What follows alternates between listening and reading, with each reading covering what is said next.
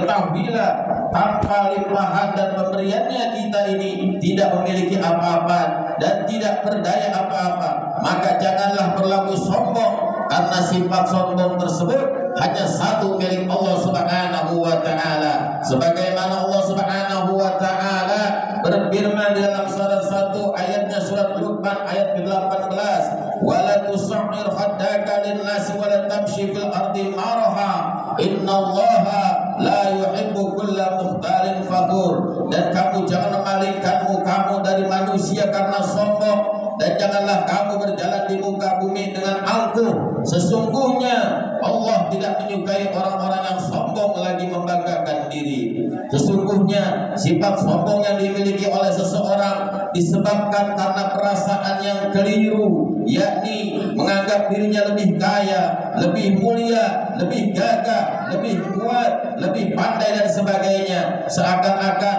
kelebihan itu hanya dia yang memilikinya, padahal Allah Subhanahu wa taala mempunyai kelebihan sehingga Allah Subhanahu wa taala yang berhak yang mempunyai sifat sombong. Al-kibriya wa li rabbina sifatun bih makhsusatun fatajannabaha wattaqi, yang artinya bahwa oleh sebab itu di mana Allah Subhanahu wa taala, kesombongan itu merupakan sifat yang khusus bagi Allah Subhanahu wa taala, maka jauhilah dari kesombongan dan bertakwalah kepada Allah Subhanahu wa taala. Allahu akbar, Allahu akbar, Allahu akbar walillahil hamd. Oleh sebab itu, marilah kita bersyukur kepada Allah Subhanahu wa taala atas segala anugerah yang telah diberikan kepada kita, yang telah kita belanjakan anugerah tersebut di jalan Allah Subhanahu wa taala, terutama di hari di mana orang-orang yang berkecukupan diperintahkan oleh melaksanakan perintah Allah, yaitu berkorban. Sebagaimana Rasulullah sallallahu alaihi wasallam bersabda, "Man kana lahu sa'atun falam yudhiha falyamut insya'a yahudiyan wa insya'a nasraniyan."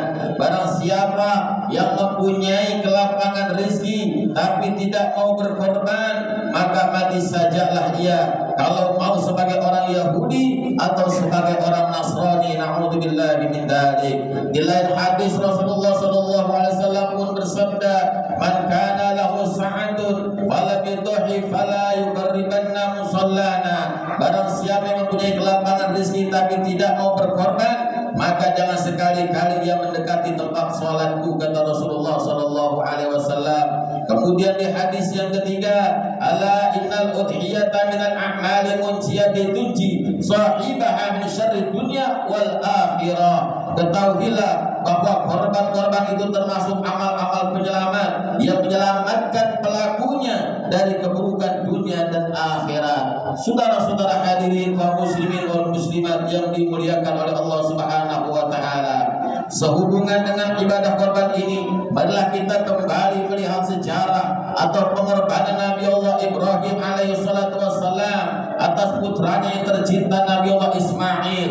Betapa besarnya pengorbanan beliau dengan pengabdiannya kepada Allah Subhanahu wa taala. Tidak hanya berkorban memotong hewan ternak, akan tetapi beliau rela menyembelih putranya atas perintah Allah Subhanahu wa taala, di mana Allah Subhanahu wa taala pun telah menegaskan dalam satu ayatnya, "Rabbi habli minas salihin wa basyirna bi ghulamin halim falamma balagha ma'ahu sa'ya qala ya bunayya inni ara fil manan anni adbahuka fanzur ma tara qala ya abati if'al ma tu'maru satajidni insyaallahu minas sabirin." Yang artinya Nabi Allah Ibrahim alaihi salatu wassalam satu ketika berdoa kepada Allah Subhanahu wa taala, "Ya Tuhanku, anugerahilah aku anak yang termasuk golongan orang-orang yang saleh." Lalu Allah Subhanahu wa taala sampaikan berita gembira kepada Nabi Allah Ibrahim alaihi salatu wassalam,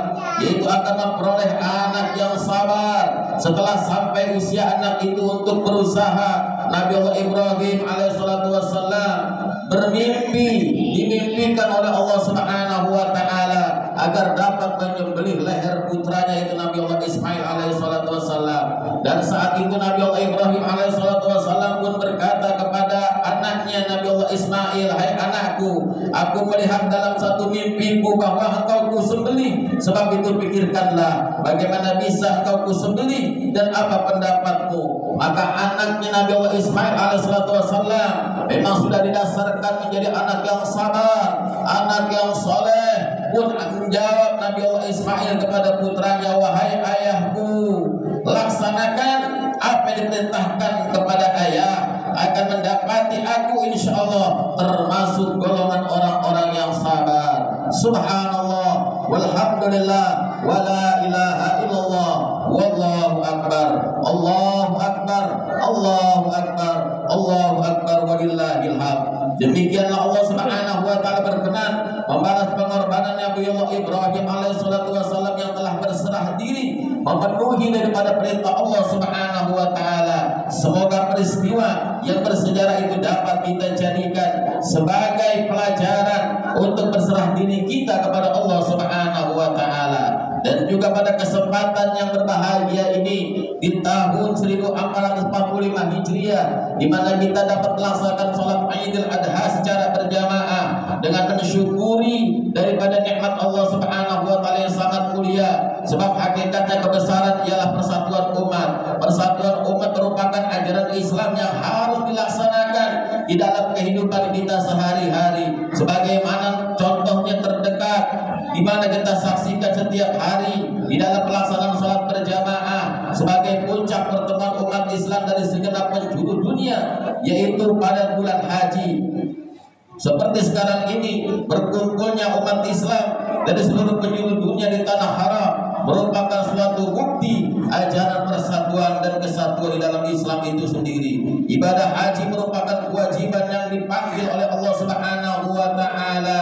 Walillahi 'alan nasi hajjul baiti man istata'a ilaihi sabila. Dan bagi Allah Subhanahu wa taala atas manusia untuk melaksanakan ibadah haji bagi yang mampu melaksanakannya. Berbahagialah di antara kita umat Islam yang barangkali saat ini di tahun ini ada orang tua kita, ada sanak famili kerabat kita, ada tetangga kita, tokoh masyarakat dan tokoh agama kita yang apabila dia mendapatkan kesempatan untuk bisa mendatangi dua kota Mekah Al-Mukarramah, Madinatul Munawwarah, dan mungkin dia langsung berziarah ke makam Nabi besar Muhammad sallallahu alaihi wasallam. Kita doakan saudara-saudara kita yang tahun ini melaksanakan ibadah haji dan umrah. Insyaallah Allah jadikan haji yang mabrur dan mabrurah, haji yang diterima oleh Allah Subhanahu wa taala, haji yang tidak lain balasannya kecuali surganya Allah Subhanahu wa taala. Dan buat kita yang belum dapat melaksanakan ibadah haji dan umrah karena belum mendapatkan giliran panggilan Allah Subhanahu wa taala untuk mendatangi dua kota suci, yaitu baik di Mekah dan Madinah, kita melaksanakan salat sunnah Idul Adha. Dan tiada putus-putusnya kita berdoa kepada Allah Subhanahu wa taala agar kiranya di tahun-tahun akan datang Allah bisa memberikan takdirnya kepada kita semua sehingga kita bisa untuk melaksanakan ibadah haji dan umrah ke tanah suci Mekah Al-Mukarramah. Allahu akbar, Allahu akbar, Allahu akbar, walillahil hamd. Maka dengan demikian hadirin jamaah yang dimuliakan oleh Allah Subhanahu wa taala, sebagai penutup mari sama-sama kita memohon kepada Allah Subhanahu wa taala agar kiranya rangkaian ibadah salat Idul Adha kita dan juga amaliyah ibadah puasa sunnah kita diterima dan diridhai oleh Allah Subhanahu wa taala. A'udzu billahi samii'il 'aliim minasyaitonir rajiim. Wal 'asri innal insana lafi khusrin illa alladziina aamanu wa 'amilus shalihati wa tawassaw bil haqq wa tawassaw bis sabr. Barakallahu wa lakum bil Qur'anil 'azim wa nafa'ani wa iyyakum bima fihi minal ayati wa dzikril hakim. Aqulu qawli hadza wa astaghfirullahal 'azim li wa lakum wa li sairil muslimin wal muslimat wal mu'minina wal mu'minat fastaghfiruhu innahu huwal ghafurur rahim. Allahumma salli wa sallim ala